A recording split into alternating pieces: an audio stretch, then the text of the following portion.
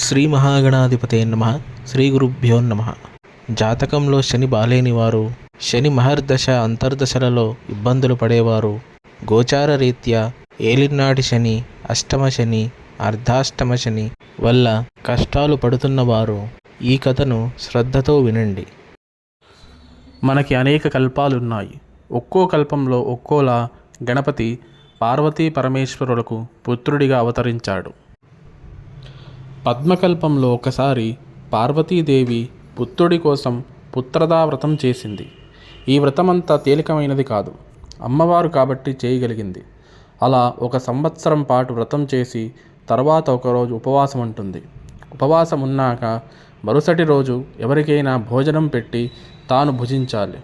అందుకని మరుసటి రోజు దేవతలందరినీ పిలిచి వాళ్ళకి పంచభక్ష పరమాన్నాలు పెట్టింది.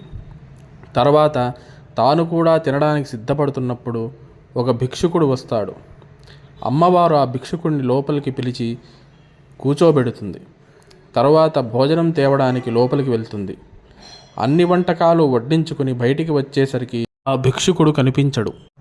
కానీ పార్వతీదేవి పడుకునే దగ్గర ఒక చిన్న బాబు కనిపిస్తాడు. అప్పుడు ఆ బాబు ఎవరు అని తను దివ్య దృష్టితో చూస్తుంది. అప్పుడు ఆమెకు అర్థమవుతుంది, వచ్చిన భిక్షుకుడే ఈ బాబు. ఆ బాబు భిక్షకుడు మరెవరో కాదు, సాక్షాత్తు శ్రీ మహావిష్ణువే అని. విష్ణువే తనకు కొడుకుగా వచ్చినందుకు తనకు ఎంతో ఆనందం కలుగుతుంది. ఆ బిడ్డను ఎత్తుకుంటుంది, లాలిస్తుంది, పాలిస్తుంది. మొత్తం దేవతలు, ఋషులు అందరికీ తనకు బిడ్డ పుట్టాడని చూడడానికి రండని పిలుస్తుంది. అందరూ వచ్చి ఆ బిడ్డను చూసి ఆశీర్వదించి కానుకలిచ్చి వెళ్ళిపోతారు. అందరూ వెళ్ళిపోయాక ఆఖరణ ఒక ఆయన వస్తాడు. ఆయన తలదించుకొని వస్తాడు. వచ్చి ఇలా అంటాడు, అమ్మా, నీకు కొడుకు పుట్టాడంట కదా, అభినందించడానికి వచ్చాను అని చెప్తాడు. వచ్చినవాడు మరెవరో కాదు, ఛాయామార్తాండ సంభూతుడు, ఛాయాదేవికి సూర్యుడికి పుట్టిన శని. శనైశ్వరుడు తలదించుకొని రావడం చూసి పార్వతీదేవి తల ఎత్తుకొని ఆ బిడ్డను చూడు అంటుంది. అప్పుడు ఆయన, లేదమ్మా, నాకు కొన్ని కర్మలు ఉన్నాయి. నేను కేవలం నీ బిడ్డనుకు అభినందనలు తెలపడానికి మాత్రమే వచ్చాను. ఈ బిడ్డను నేను చూడను అని చెప్తాడు. అప్పుడు పార్వతీదేవి ఒప్పుకోదు. అందరూ వచ్చి బిడ్డను చూసి ఆశీర్వదించి వెళ్తుంటే నువ్వెందుకు చూడనంటున్నావని అడుగుతుంది. అప్పుడు ఆయన ఇలా చెప్తాడు, అమ్మా, నేను శనైశ్వరుణ్ణి. ఎప్పుడు అక్కడికి ఇక్కడికి తీర్థయాత్రలు చేస్తూ తిరుగుతుంటాను. శనికి తీర్థయాత్రలంటే ఇష్టం. అందుకే జాతకరీత్యా ఎవరికైనా శని బాగోలేనప్పుడు తీర్థయాత్రలు చేస్తే కొంత ఉపశమనం కలుగుతుంది. అలా ఉండగా ఒకసారి నా భార్య, ఎప్పుడూ నేను తీర్థయాత్రలు చేస్తూ ఉంటాను విసుగొచ్చి, ఎంత చెప్పినా నువ్వు నా మాట వినవు, నా దగ్గర ఎప్పుడూ ఉండవు, ఎప్పుడూ తిరుగుతూ ఉంటావు, అందుకని నీకు ఇదే నా శాపం. నువ్వు ఎవరినైనా సూటిగా చూస్తే వారి తల పగిలిపోతుంది అని శపించింది. నా భార్య ఇచ్చిన శాపం నిజమో కాదో తెలుసుకుందామని ఒక మేకను సూటిగా చూశాను. వెంటనే దాని తల పగిలిపోయింది. అందుకనే అప్పట్నుంచి ఎవరినీ నేను సూటిగా చూడట్లేదు. అందుకే నీ బిడ్డను కూడా సూటిగా చూడట్లేదు.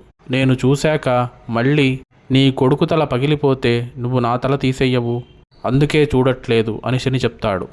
అప్పుడు దానికి పార్వతీదేవి పకపకా నవ్వి, ఈ శాపాలన్నీ మామూలు వాళ్ళ దగ్గర పనిచేస్తాయి. నేను సాక్షాత్తు ఆదిపరాశక్తిని. నాకు కొడుకుగా వచ్చినవాడు సాక్షాత్తు ఆది విష్ణువు. కనుక ఈ శాపం పనిచెయ్యదు. నువ్వు ధైర్యంగా చూడు, ఏమీ కాదు అని పార్వతీదేవి నచ్చచెప్తుంది. శని వద్దని ఎంత చెప్పినా పార్వతీదేవి వినదు. ఇంక చేసేదేమీ లేక శనైశ్వరుడు వెంటనే పార్వతీదేవి కొడుకును తీక్షణంగా చూస్తాడు. వెంటనే పార్వతీదేవి కొడుకు తల పగిలిపోతుంది. అప్పుడు పార్వతీదేవికి ఆగ్రహం వస్తుంది. అసలు నిన్ను ఎవరు రమ్మన్నారిప్పుడు? ఎందుకొచ్చావు? వచ్చినవాడివి నీ శాపం గురించి నాకెందుకు చెప్పావు? నీ వల్ల నా కుమారుడి తల పగిలిపోయింది. కనుక నీకిదే నా శాపం. నీ కాలు కుంటి అయిపోదువుగాక అని శపిస్తుంది. ఇంతలో అక్కడికి పరమేశ్వరుడు వస్తాడు. జరిగిందంతా తెలుసుకుని ఉత్తరం వైపు తలపెట్టి పడుకున్న ఏనుగు తలను తీసుకురమ్మని ప్రమదగణాలకు చెప్తాడు. వాళ్ళు సరే అని అలాగే తెస్తారు.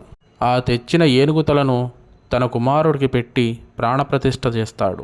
అప్పుడు పార్వతీదేవి కొంత ఉపశమనం పొందుతుంది. అప్పుడు శనైశ్వరుడు ఇలా అంటాడు, అమ్మా, నువ్వు చూడమన్నందుకే నేను నీ పుత్రుడిని చూశాను.